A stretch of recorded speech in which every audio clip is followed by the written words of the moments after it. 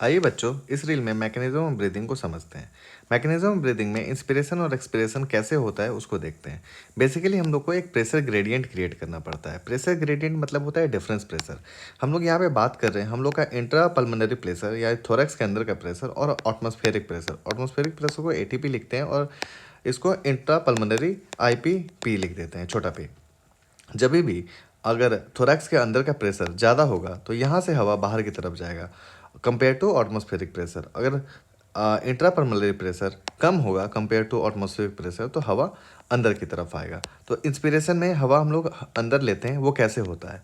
इसमें दो मसल का काम आता है, डायफ्रामेटिक मसल मतलब डायफ्राम और एक्सटर्नल इंटरकॉस्टल मसल। जब डायफ्राम कॉन्ट्रैक्ट होता है तो हम लोग का जो थोरैसिक चैम्बर है वो एंटेरो पोस्टीरियर एक्सिस में मूव करेगा और थोरैक्स का साइज बढ़ेगा।